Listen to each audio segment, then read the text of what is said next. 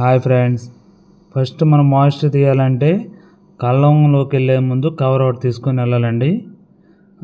మనం ఒత్తుగా ఎక్కడ ఉందో అక్కడ చూసుకొని శాంపుల్ తీయాలి. కిందగా తీసి గుప్పటితో తీసుకుని దాన్ని ఇలా తీయాలి. పైన తీయకూడదు.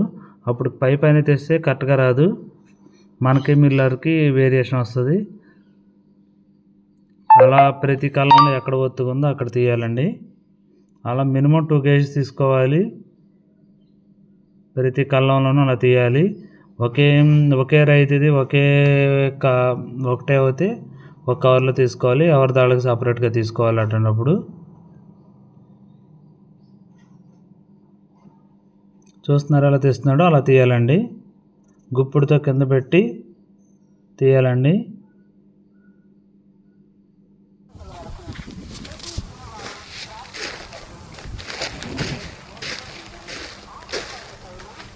చూస్తున్నారా ఎలా తీస్తున్నాడు అనేది. అలా ప్రతిదీ 2 kg, మ్యాక్సిమం 2 kg తీసుకోవాలి.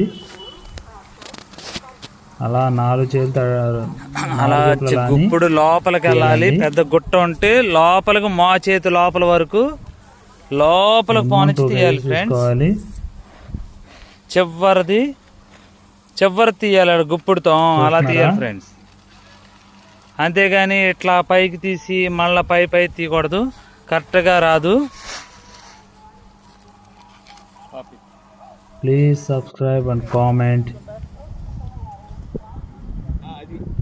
నెక్స్ట్ పార్ట్లో మీకు ఎలా చేయాలి, ఇంకా దీన్ని తీసుకొచ్చాక ఎలా చేయాలనే చెప్దాం ఫ్రెండ్స్.